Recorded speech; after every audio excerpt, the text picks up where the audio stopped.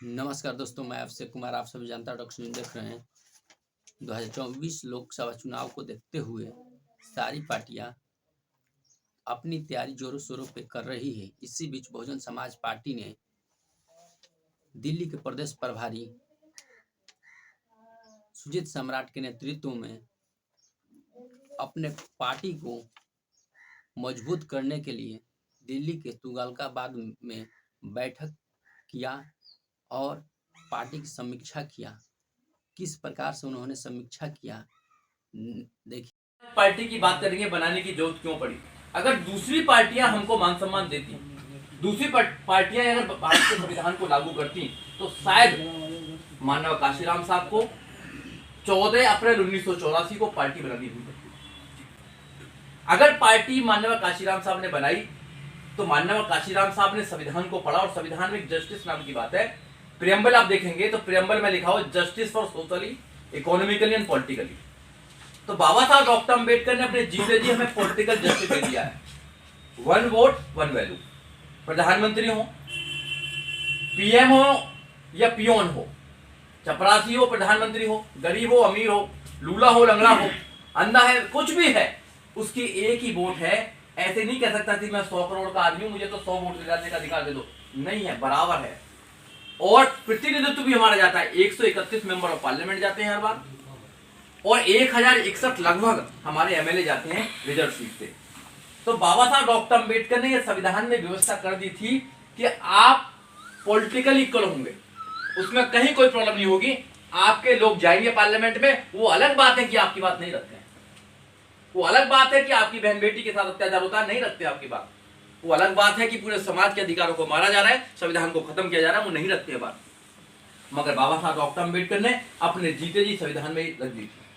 अब दो चीज की लड़ाई रहेगी थी, सामाजिक और आर्थिक की लड़ाई रहेगी थी। तो माननीय काशीराम साहब ने कहा कि बहुजन समाज पार्टी केवल मात्र राजनीतिक पार्टी नहीं है, ये सामाजिक परिवर्तन, आर्थिक मुक्ति का आंदोलन है। सामाजिक परिवर्तन करना क्या? जब 2000 यहां सब लोग बैठे हुए पुराने लोग हैं, हम 93 जब हुआ 3 जून 93 को, जब पहली बार कुमारी मायावती बनी, प्रधानमंत्री मुख्यमंत्री बनी 3 जून 1995, 95 को, 97 और 2002 में, और फिर 2007 में।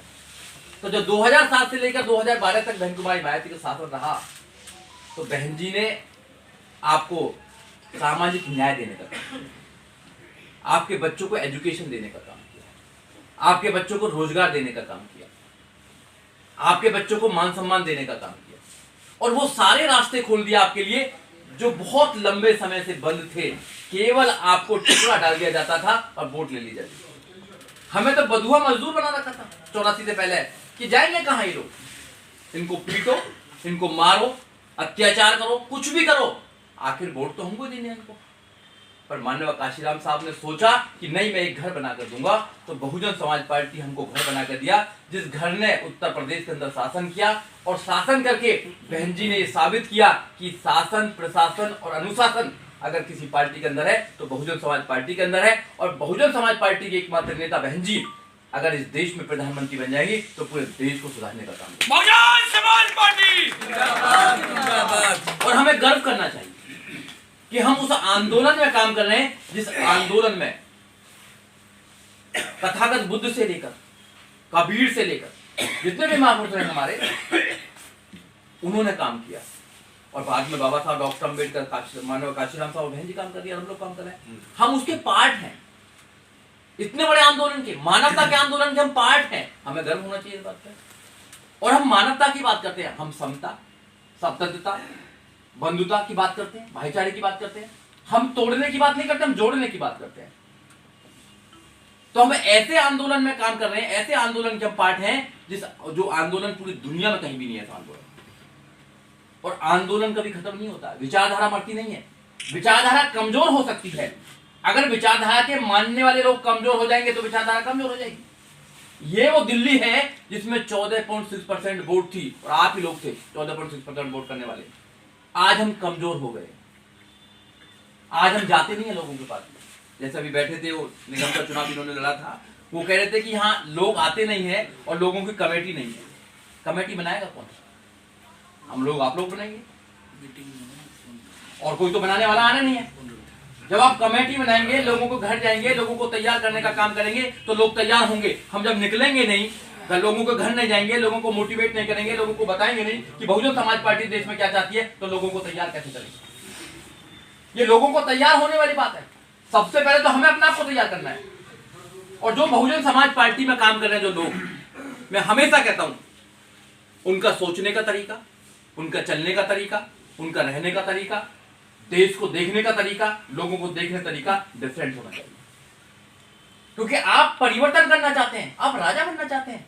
कोई आदमी मजदूर बनना चाहता है, कोई आदमी क्लर्क बनना चाहता है, कोई आदमी पीसीएस जज बनना चाहता है, कुछ बनना, आप राजा बनना चाहते हैं। और राजा के हाथ में तो सब कुछ होता है। जो इंसान राजा बनना चाहता हो, उस आदमी का सोचने का तरीका कैसा होना चाहिए? हम बनना तो राजा चाहते हैं, मगर सोचने का तरीका हमारा क्या है कि सारी आफत हमारे ऊपर है। वो सैनिक कभी युद्ध नहीं लड़ सकता जो युद्ध लड़ने से पहले हार जाएगा। अगर आप युद्ध लड़ने से पहले युद्ध हार गए तो कैसे आप जाएंगे? आप युद्ध लड़ ही नहीं पाएंगे। तो हमारे जो लोग हैं, जो बहुजन समाज पार्टी के कार्यकर्ता हैं, जो बहुजन समाज पार्टी के जिलाध्यक्ष हैं, या बहुजन समाज पार्टी के प्रभारी लोग हैं, या और लोग हैं, वो कहीं ना कहीं उनका मनोबल टूटा हुआ है। जी बिल्कुल। अपने मनोबल को बढ़ाइए और आप ये सोच कर बनाइए, ये मेरा दृढ़ विश्वास है। आप लिख लेना कहीं कोरे कागज पर जाकर। जब किसी घर का पहरेदार या किसी कॉलोनी का पहरेदार, चौकीदार, जो भी आप बोलना चाहते हो, पहरेदार कमजोर हो जाएगा तो कोई भी डाका डाल के ले जाएगा आपकी वोटों को। आप पहरेदार तैयार करें, जब तो हम संगठन बना रहे हैं। पहरेदार हैं संगठन वाले लोग। जिले में 8 लोग हैं, ऊपर प्रभारी लगे हुए हैं। विधानसभा में 8 लोग हैं, प्रभारी लगे हुए हैं। वो पहरेदार है कि हमें और कितने पहरेदार बनाने हैं। और नीचे तक संगठन जाओगे तो 1000 से ज्यादा कार्यकर्ता एक विधानसभा में। जिस दिन आप 1000 से ज्यादा कार्यकर्ता विधानसभा में जाओगे, दिल्ली की कई सीटों पर आप जीतने का काम करेंगे। दिल्ली में सरकार हमारी। और दिल्ली में सरकार बनाने के लिए ज्यादा सीटों की जरूरत नहीं है। हमें बैलेंस ऑफ पावर बनना है। आपको केवल बैलेंस ऑफ पावर बनना है। आप 10 से 15 सीट दिल्ली के अंदर ले आइए, आप मुख्यमंत्री बनेंगे दिल्ली के अंदर। 95 में केवल 67 सीट थी हमारे पास, बहन जी मुख्यमंत्री बन गई। 97 में भी 67 सीट थी, 67 विधायकों पे। 67 से 67, बहन जी मुख्यमंत्री बन गई। और 2002 में भी 100 के करीब, 100 थोड़े आगे थे हम मुख्यमंत्री बन गए। 34 बार जाकर हम पूर्ण बहुमत में आए थे। एक बार मेहनत तो करो, एक बार आप चल के तो देखो, आपकी सरकार बन जाएगी। जब आपकी दिल्ली में सरकार बनने वाली थी तो जो चंद चालाक लोग हैं, उन्होंने आपके साथ में चालाकी करी है। 2 चालाकी मैं बताना चाहता हूं। पहली चालाकी आपके साथ में 2012 में हुई है। जब बहन जी का शासन देखा इन लोगों ने 2007 से लेकर 2012 तक, बहन जी ने उत्तर प्रदेश को बुद्ध में बना दिया। शांति कर दी उत्तर प्रदेश के अंदर, गुंडों को जेल में डाल दिया, गुंडे भाग गए। देखा नहीं आपने सब लोगों ने? एजुकेशन का राज कर दिया, सब बराबर हो गया। और बहन जी ने यहां बनाया नोएडा में राष्ट्रीय दलित पेड़ रखे। तो जब वो लोग निकलते थे तो उनके तो सीने पे तो श्याम लोग नहीं बोलता, मगर हमारे लोग समझे। उन्होंने भ्रमित प्रचार किया कि बहन जी तो पत्थरों की सरकार चला रही। और हमारे लोग भी कहने लगे।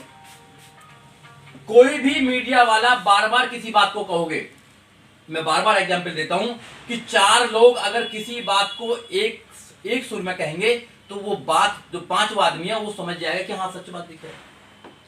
अब एक प्रैक्टिकल करके देखते हैं।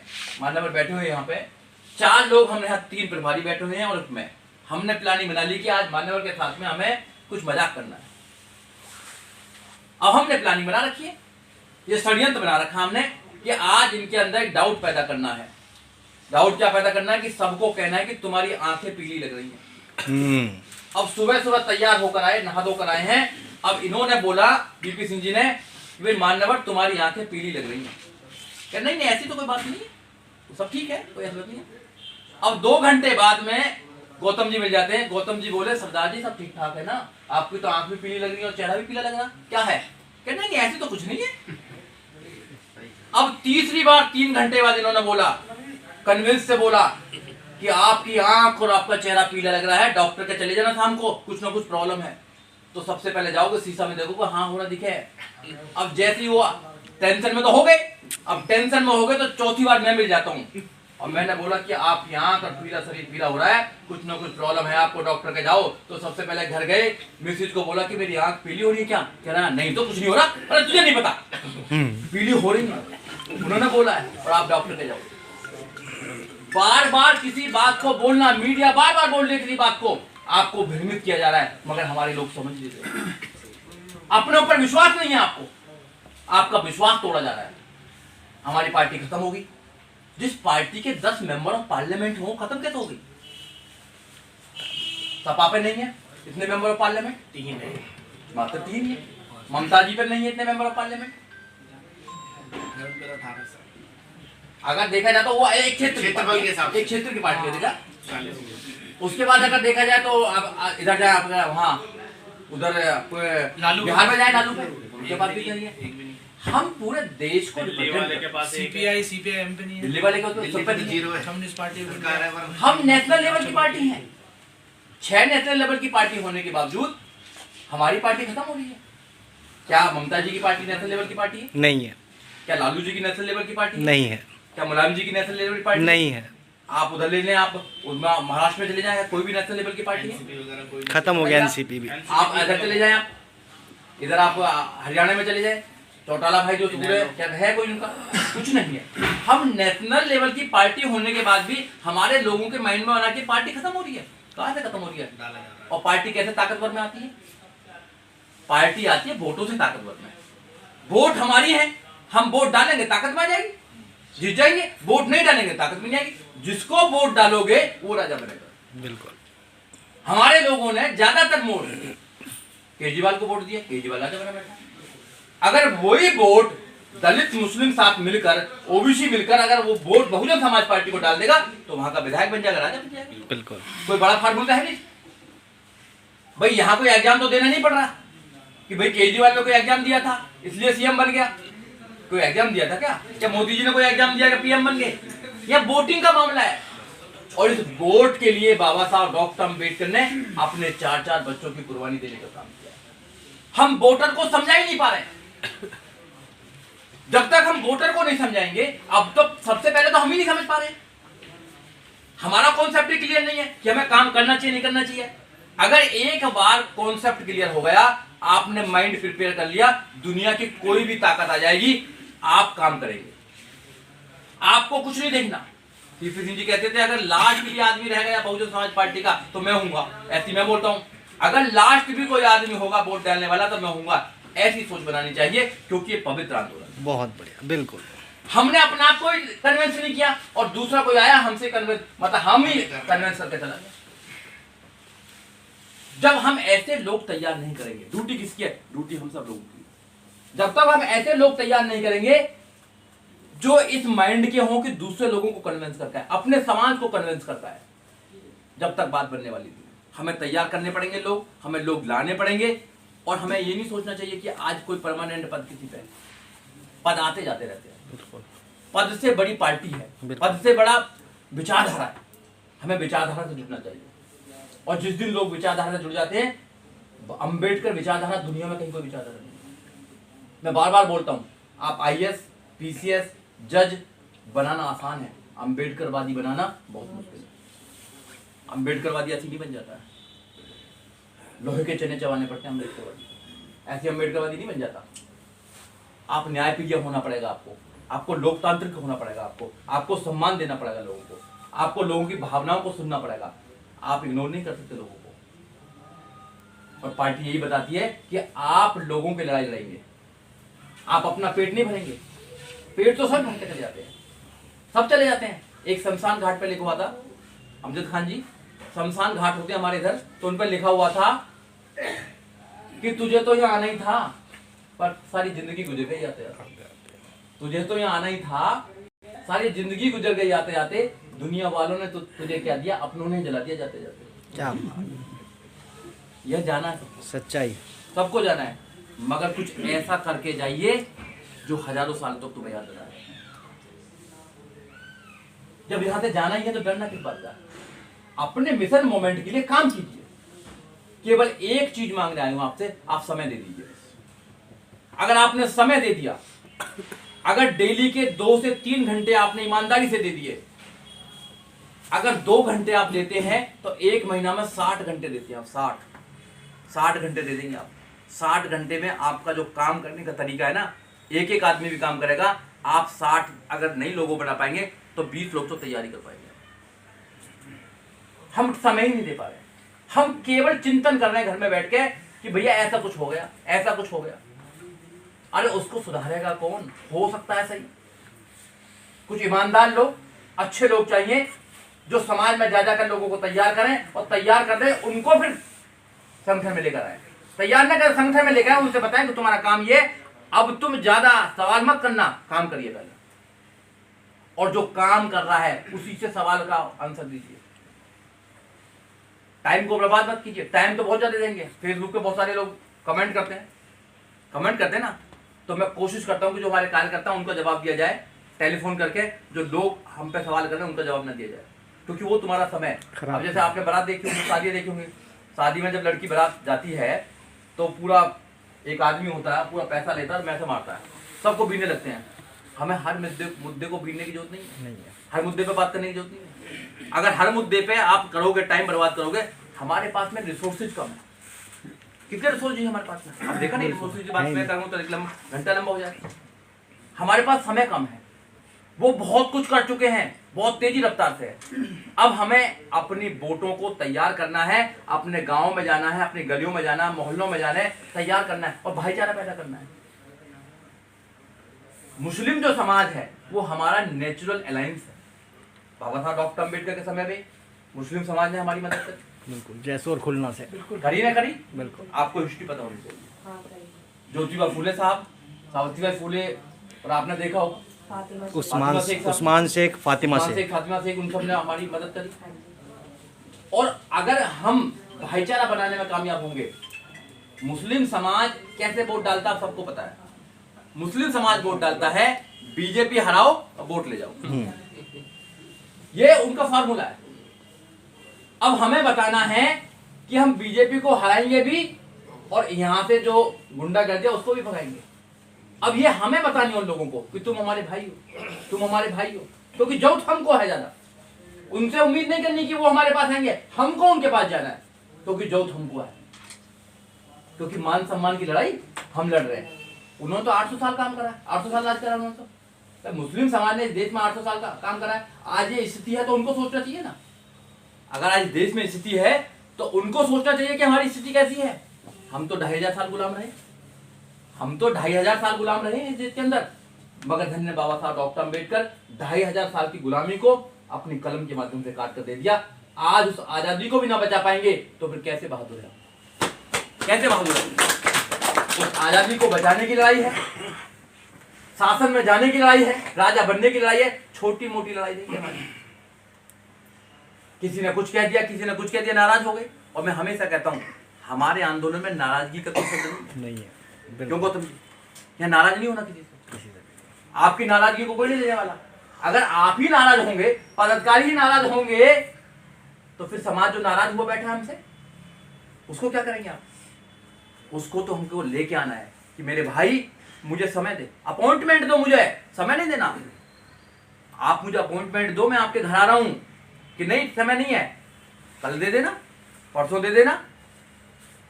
मानव काशीराम साहब ऐसे करते थे, क्यों समझते थे कि ये आदमी समाज के लिए बहुत महत्वपूर्ण है, उसके वहां जा जाकर को समझाने का काम करते थे। और साहब की तो बहुत सारी कहानी है, 5 रुपया का कोट, फटी बनियान, आप कहानी सुनेंगे शमशान घाट से, तो आप बहुत सारी कहानियां हैं मानव काशीराम साहब की, तो उनसे तो हम प्रेरणा ले सकते हैं। मगर आज हम अच्छे कपड़े पहनते हैं, अच्छी गाड़ियों में चलते हैं, दिल्ली जैसे शहर में रहते हैं, ना गर्मी लगे ना सर्दी लगे, सब कुछ तो है यहाँ पर। दिल्ली में क्या है बताइए? दिल्ली में सब कुछ है, आपको सोशली कुछ नहीं झेलना पड़ता, आपको फाइनेंशियली कुछ नहीं देखना, सब कुछ होने के बाद भी हम अब आजादी की लड़ाई लड़ पा रहे हैं।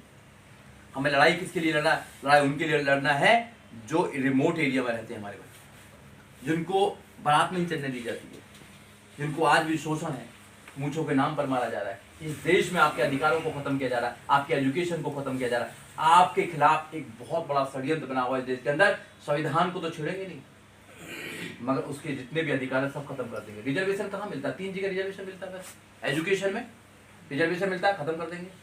प्राइवेट कर दिया, कहाँ पढ़ाओगे अपना? जब तुम एजुकेशन नहीं हो तो नौकरी कहाँ से मिलेगी? नौकरी तो प्राइवेट कर रहे हैं, प्राइवेट में रिजर्वेशन नहीं, तो 2 तो रिजर्वेशन खत्म आपके। और जो पॉलिटिकल रिजर्वेशन है, जिस दिन चाहेंगे उस दिन खत्म करेंगे। पॉलिटिकल रिजर्वेशन को इसलिए खत्म नहीं करना चाहते वो लोग, क्योंकि उनको पता है कि लोग जागरूक हो जाएंगे, वोट इनकी ज्यादा है, वोट हमारा, राज तुम्हारा नहीं चलेगा, नहीं चलेगा। ये जाग जाएंगे कि वोट हमारी है, हम तो भैया वोट डाल देंगे, कहीं दलित मुस्लिम एक ना हो जाए, 20% और 22% मिलकर 44% ना हो जाए, पूरे देश में सरकार बना ले। तो इसलिए भैया इनको देते रहो, इनके बीच में से पकड़ो, उनको मेंबर ऑफ पार्लियामेंट बनाओ और फिर इनके खिलाफ ही उनको बयानबाजी करवाओ ना। वो नहीं करते, हमारे लोग करते हैं। तो ये समझना पड़ेगा आपको, ये बुद्धि का मामला है सारा। ऐसा नहीं है कि आप सड़कों पर आके आंदोलन करके इस देश को जीत जाएंगे, नहीं जीत पाएंगे। बहन जी जो कहती हैं, समझाती हैं कि आंदोलन में क्या होता है। 2 अप्रैल का आंदोलन देखा होगा, हमने आप सब लोगों ने देखा है, लाखों लोगों पर FIR, लाखों लोगों पर, और आज उन बच्चों की नौकरी तक नहीं लगी। किसी सरकार ने वापस नहीं ली। हमारी सरकार आएगी तो उनको भी वापस लिया जाएगा। किसी सरकार ने नहीं लिए तो उनको क्या लेना देना? उनको लगना है कि जो नए नए लड़के हैं, जो पढ़ रहे हैं, जो IAS बन सकते हैं, PCS बन सकते हैं, जज बन सकते हैं, जो अच्छे अधिकारी बन सकते हैं, इनका कैरियर को खराब करो। आप एक FIR कर दो, वेरिफिकेशन आएगी कि आप पर तो FIR है, आपकी नौकरी नहीं लगेगी। आप कितने भी लेट हो, आपका कैरियर खत्म कर दिया, पूरा कैरियर खत्म कर दिया, लाखों लोगों का, बच्चों को कैरियर। इसलिए बहन कुमारी मायावती कहती हैं कि अपने कार्यकर्ता जो हमारे कार्यकर्ता है, वो घर घर जाए, लोगों को समझाने का काम करें, कैडर बनाने का काम करें। और जब कैडर बन जाएगा तो रात दिन काम करेगा, अपने लोगों को जगाने का काम करें। ये जगाने का काम है, ये क्रांति का काम है। और जिस दिन क्रांति आ जाएगी उस दिन उनको पता लग जाएगी मुझे वोट कहां डालना है। हम यही नहीं सिखा पाए कि वोट कहां डालना है। मैं आप सब लोगों से पूछना चाहता हूं, आप भी समाज में पूछना, आप समाज में पूछना कि आप पार्टी में बहुत सारी कमियां बताते हैं, आप नेता में बहुत सारी कमियां बताते हैं। क्या नेता ने कभी आके ये बोला है कि आप हाथी पे बटन मत दबाना? क्यों बटन नहीं दबाया आपने? दिल्ली में बताइए क्यों बटन नहीं दबाया आपने हाथी में? आपने इसलिए नहीं दबाया क्योंकि आप लालच में आ गए थे। आपको फ्री बिजली चाहिए थी, फ्री पानी चाहिए था, और वादे चाहिए थे, जो वादे किए थे। आप समाज को भूल गए थे। आप बाबा साहब डॉक्टर अम्बेडकर की कुर्बानी को भूल गए थे। आप बाबा साहब डॉक्टर अम्बेडकर के बच्चों की कुर्बानी को भूल गए थे। आप माननीय काशीराम साहब की कुर्बानी को भूल गए थे। माननीय काशीराम साहब ने कहा, शपथ ली कि मैं शादी नहीं करूंगा, शपथ ली ना, मेरे नाम पर एक भी बैंक बैलेंस नहीं होगा, कोई जमीन का टुकड़ा नहीं होगा, और आजीवन में अपने घर नहीं जाऊंगा, और जब तक भी मैं रहूंगा इस मोमेंट को आगे बढ़ाने का काम करूंगा। और उन्होंने साबित करके दिया। तो जो पवित्र लोग हैं, उन पवित्र लोगों की आप कुर्बानी को भूल गए। ये बताना उनको, गलती पार्टी की नहीं है। पार्टी गलती मत बताओ, गलती समाज की भी है कहीं ना कहीं, गलती हमारी भी है कहीं ना कहीं, हम उनको समझा नहीं पाए। तो इसलिए एक दूसरे को हमें समझाना है और अम्बेडकरवादी लोगों को बनाना है। अम्बेडकरवादी किसी धर्म का नाम नहीं है, कोई भी धर्म का आदमी है। अम्बेडकरवादी को न्याय प्रिय जो लोग होते हैं, अम्बेडकरवादी क्यों बनाना है आपको? क्यों हम बनाना चाहते हैं आपको बसपावादी और अम्बेडकरवादी? एक छोटी सी कहानी है। 4 स्टूडेंट थे, हॉस्टल में रहते थे।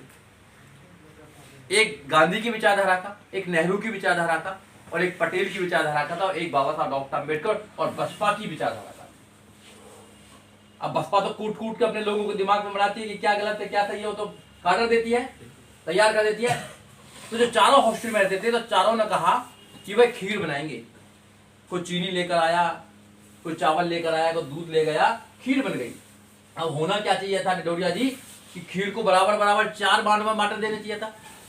भाई ये ब्राह्मण क्षत्रिय वैश्य शूद्र, ये 4 जो है अगर देखा जाए तो चारों में बंटना चाहिए था बराबर बराबर संपत्ति, मगर नहीं बटी, कभी नहीं अधिकार बटे। तो वहां भी क्या हुआ कि भाई चारों में बंटनी चाहिए, नहीं, सो जाओ, जो सबसे अच्छा सपना देखेगा वो खीर खाएगा, गांधी वाला बोला। आप सब सो गए रात को, सुबह सुबह उठे, तिलक विलक लगाया सब। अब गांधी वाला बोला कि मेरे सपने में तो रामचंद्र आए थे रात को, कह रहे तू बहुत पूजा करता है, तू खीर नहीं होगी। अब वो नेहरू वाला बोला कि नहीं रुको बे रुको, मेरे सपने में रामचंद्र सीता भी आया था, लक्ष्मण भी आए थे, बोले थे कि तू खीर खाना। अब पटेल वाला थोड़ा ताकतवर था, वो बोला कि भाई नहीं रुको रुको, मेरे सपने में रामचंद्र सीता हनुमान पर कौन कौन आ गए और बोले तू खीर खाना। कह रहा भाई खीर तो हमारी होगी, अब तीनों खा लेंगे हम तो। अब बोले भाई ये बसपावादी से, अम्बेडकरवादी से बोले भाई तू बता।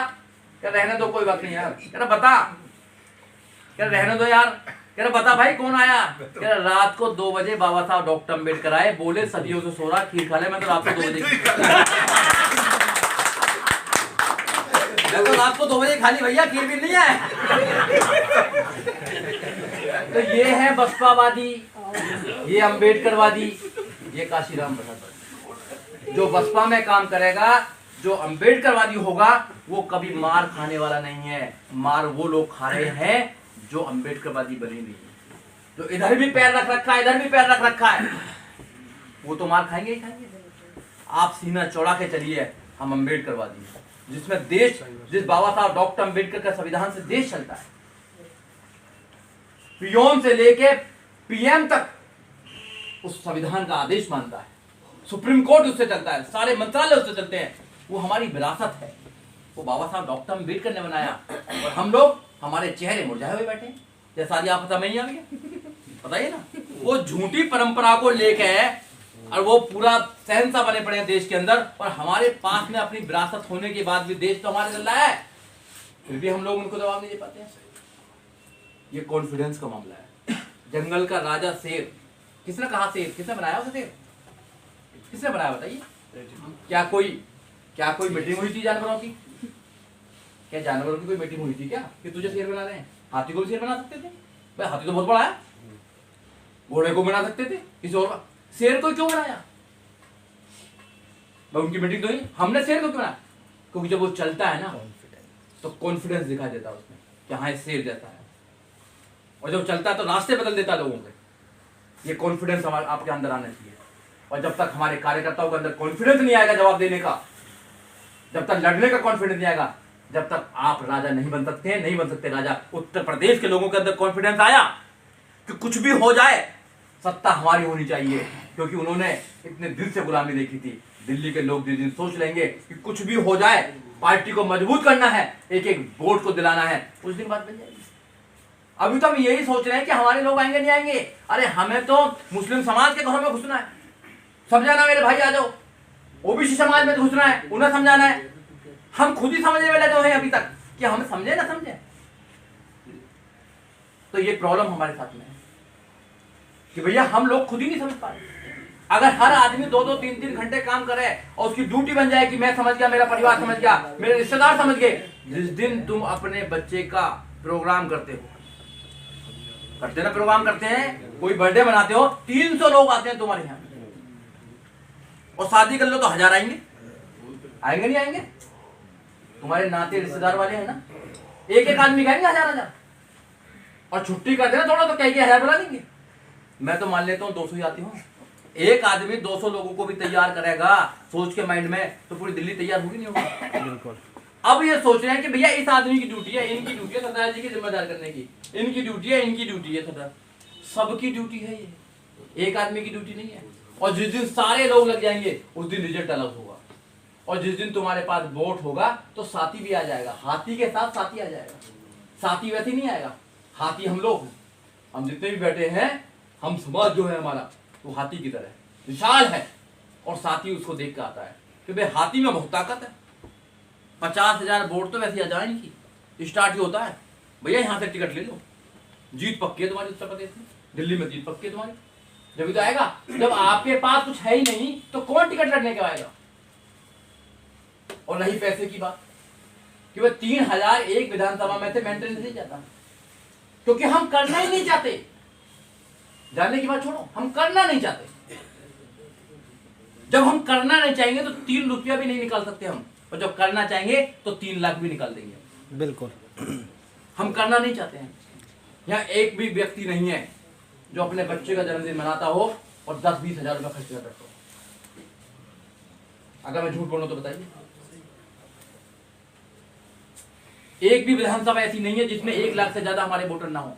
50,000 लगा लो, 20,000 लगा लो, हम जाएं तो सही। अगर उनसे बोले कि एक चाय के पैसा दे दो, सिर्फ सुबह तो चाय पीते हो आप, 10 रुपए की चाय पीते हो, या 1 रुपया दे दो मुझे, बस मैं ज्यादा नहीं, मैं 1 रुपया, तो 3000 घरों में 3000 हो गए। एक मांगने वालों को मांगने वाला नहीं है ना, जाने वाला नहीं है, कहने पैसा नहीं आ रहा जी, पैसा नहीं आ रहा, क्योंकि हम जान ही रहे हैं। जाने की आदत जब तक नहीं डालेंगे कोई भी आ जाएगा, परिवर्तन नहीं आएगा जब तक आप खुद नहीं सोचेंगे। ये पांचों के पांचों जो लोग हैं प्रभारी, इनको अपनी मीटिंग लगानी पड़ेगी सबको। जितने जिला के लोग हैं, जिले को अपनी मीटिंग लगानी पड़ेंगी। और जो विधानसभा के लोग हैं, ये जितने भी लोग हैं, मीटिंग नहीं है कि अपने को लगाएंगे, ये कोऑर्डिनेट करेंगे उनको कि भाई जिले में इतने पद हैं, जिले में इतने लोग हैं, ये विधानसभा वाले लोग जो 8 लोग हैं क्या कर रहे हैं, इनमें कौन एक्टिव है कौन नॉन एक्टिव है, एक्टिव है उसको आगे लेकर आओ और जो नॉन एक्टिव है उसको एक्टिव करो, निकालो नहीं किसी को भी। जो नॉन एक्टिव है उसकी क्लास लो कि ये आदमी एक्टिव हो सकता है। जब मोबाइल रिचार्ज होता है, डिस्चार्ज हो जाता है, उसको क्या करते हैं, करते हैं ना, चार्ज करते हैं ना उसको, या चार्ज ही नहीं करोगे उसको, उसकी प्रॉब्लम हो सकती है, फैमिली प्रॉब्लम हो सकती है, फाइनेंशियल प्रॉब्लम हो सकती है, किसी से नाराज हो सकता है, बहुत सारी हो सकती है, उससे बैठ के बात तो करो आप, समय नहीं है बात करने के लिए। अब ऐसा नहीं होगा, एक भी कार्यकर्ता को कोई भी प्रॉब्लम है या सरदार जी से डायरेक्ट मिले, अध्यक्ष जी से मिल लेंगे, इधर मिल लेंगे, और किसी के पास समय तो मेरे से मिलेंगे। मैं इसी काम के लिए हूं, 24 आवर्स में इसी काम के लिए हूं, मेरे पे कोई काम ही नहीं है, मेरे पे कोई काम ही नहीं है, यही काम है। किसी की अगर जेन्युइन प्रॉब्लम है, देखो किसी ने कोई फ्रॉड करके आ रहा कह रहा है कि वकील साहब हमारे मदद करो, ये करो, पार्टी मदद करो, तो उसके फ्रॉड के लिए नहीं है। अगर किसी की जेन्युइन प्रॉब्लम है, पार्टी का एक एक पदाधिकारी उसके साथ खड़ा होगा, बिल्कुल, बहुत परिवार एक एक बात सुना जाएगा। और जो अभी प्रीतम जी ने कहा था, उनकी बात का मैं समर्थन करता हूं। आपको पता होना चाहिए, हमारे जो अधिकारी हैं उनको आगे से ऐसे नहीं होना चाहिए कि हमारे कार्यकर्ताओं को पता होना चाहिए, एक सिस्टम होना चाहिए कि परिवार 48-50 लोग हमारे जिले के पूरे अंदर हैं, उनको कम से कम पूरी इंफॉर्मेशन होनी चाहिए कि कहाँ क्या हो रहा है। और मेरे को भी, अगर मैं जिले में आ रहा हूँ, जिले में मैं आ रहा हूँ कोई मीटिंग लेने के लिए, तो मेरी भी एक ड्यूटी बनती है कि मैं जिले के लोगों को बताऊं कि मैं आपके जिले में आ रहा हूं, मैं अध्यक्ष जी को बताऊं, मैं प्रभारी जी को बताऊं, इनको प्रभारी बताऊं, मेरी भी ड्यूटी होनी चाहिए। ये सिस्टम होना चाहिए, जब तो बनेगा। जब एक दूसरे की हम इज्जत ही नहीं करेंगे तो फिर फायदा क्या है। और ये आप सब लोगों की डिसाइड होगा, आप सब लोग डिसाइड करेंगे, आप सब लोग डिसाइड करेंगे कि क्या होना क्या नहीं होना। मुझे ऐसी उम्मीद है कि आप सारे लोग ईमानदारी से काम करेंगे। बहन जी का अब क्या चल रहा है, बहन जी का चल रहा है जन्मदिन का पूरा पार्टी फंड के लिए, टारगेट तो बहुत ज्यादा था। अब प्रभारी जी चेंज हो गए, प्रभारी जी तो अपना काम करके पूरा। दिल्ली में हमारा, आप जान के अच्छा होगा, आपको 3 जोन बना रखे हैं, सबसे ज्यादा जोन हमारा ज्यादा अभी भी ऊपर है, आपका जोन सबसे ऊपर है। बहन जी की नजरों में आपका जोन सबसे ऊपर करके गए हैं 3 साहब जेपी सिंह जी, और हमारे रहते हुए भी सबसे ऊपर जाएगा। तो आपसे उम्मीद है कि 5 विधानसभा है, 5 विधानसभा में कम से कम एक विधानसभा में से अभी आपको कम से कम 10-10 हजार रुपए बहन जी के जन्मदिन के लिए करने हैं, कम से कम है। तो एक विधानसभा में बताइए आप, अगर 8 पदाधिकारी हैं, अगर वो भी कहेंगे कि हम भाई अपने बच्चे का जन्मदिन मनाते हैं,